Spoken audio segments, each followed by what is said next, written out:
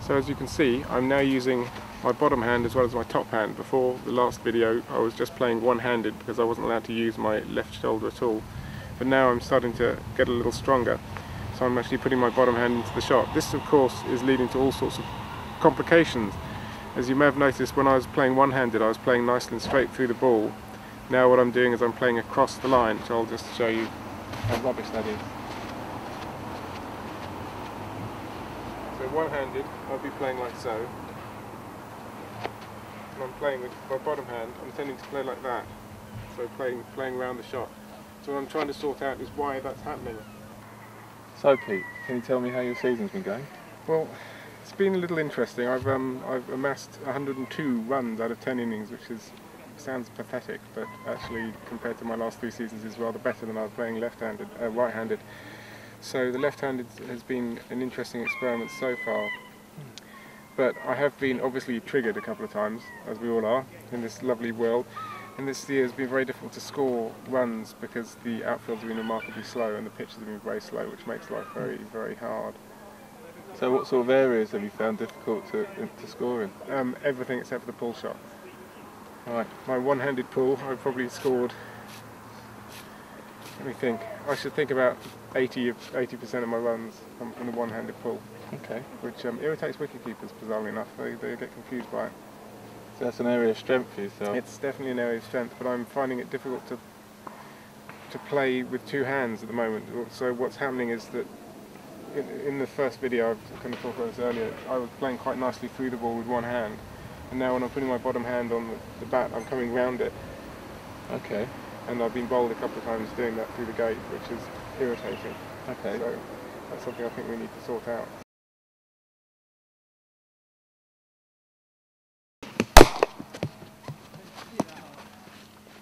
That should have gone over there. Yeah. Why didn't it? Looked like on contact you hadn't created a solid base. When you were striking the ball cleanly off the front foot through the covers, your head was in a much better position whereby it was further forward. It was over your front head and you were striking the ball underneath your eyes. Yeah.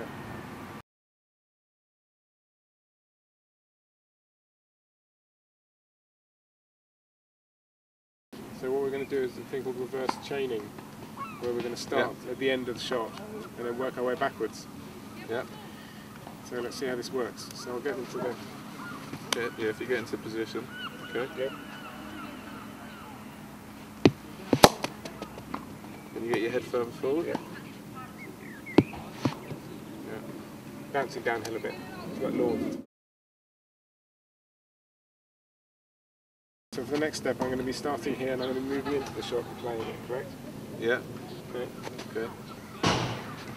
So if you get into your normal stance, yeah. Yeah. Okay, and you're just going to step into it, yeah. okay, but leading with your head, so your head goes first and your foot follows. Yeah.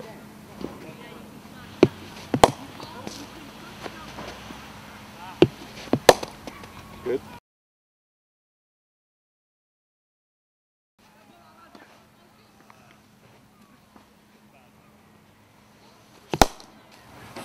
Wait for it. Okay. That's me scooping it to mid-on.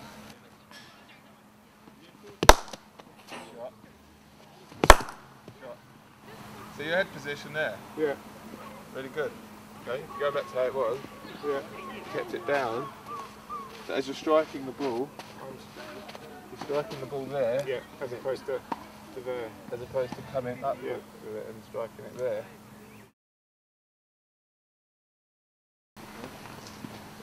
So what I think's happening on the ones that are sort of slightly straighter and on your legs. So as you're going forward towards the ball, your eyes aren't level.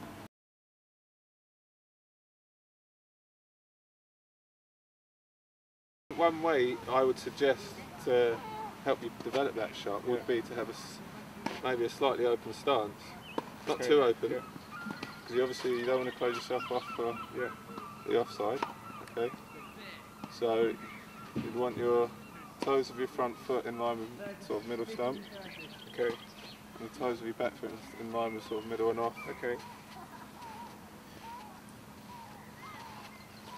Remember, you're going to have to, as it pitches, you're going to have to like open your body up slightly.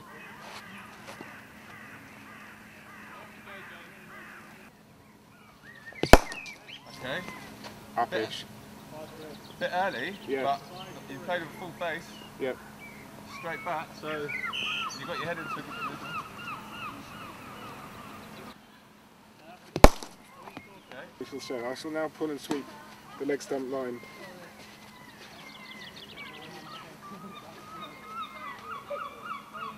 With or without one hand.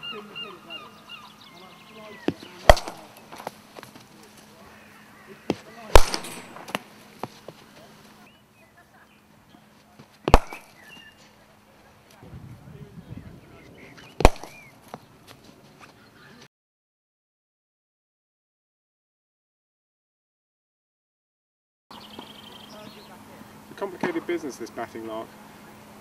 Playing left-handed is very strange. Especially because people are remembering that I used to play right-handed and getting very confused.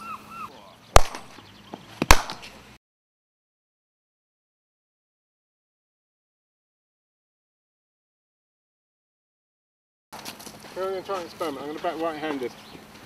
See what happens. I haven't done this for months. Oh, this feels weird.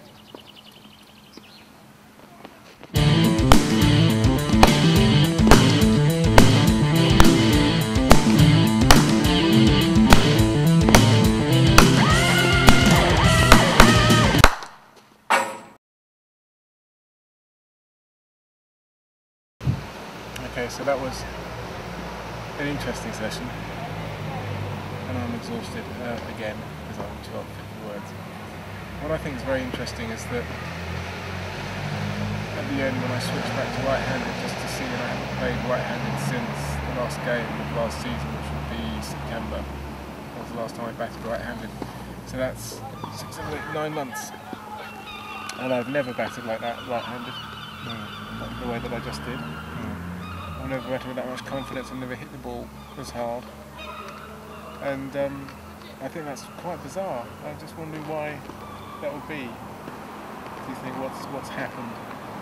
The first thing I noticed was you looked a lot more confident. Yeah. Which may stem from the amount of practice you've had recently.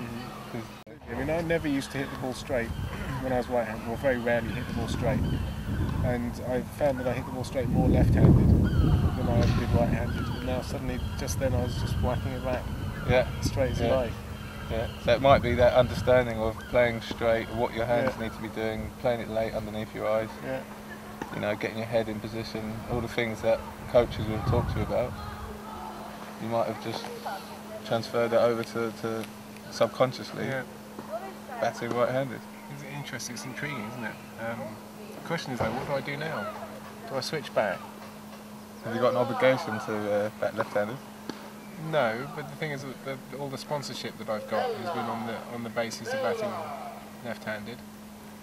Right. So. But then of course it's also been about Parkinson's as well, so does it make any difference? Should I poll my sponsors, do you think? Well, why don't you do both Because of in a course, match? do both in a match, what bat? Depending on the match situation and the bowler, maybe use it as a tactic. At least I know also what I'm doing wrong with my left hand now. It's mainly about my head position. Yeah. And playing over the ball, which I wasn't doing, and waiting for the ball, which it's odd that when I've got less control, and this is an ironic thing, that when I have less control over the bat, when I'm batting left-handed, I'm playing earlier, and it's presumably because I'm worried about losing control of the ball.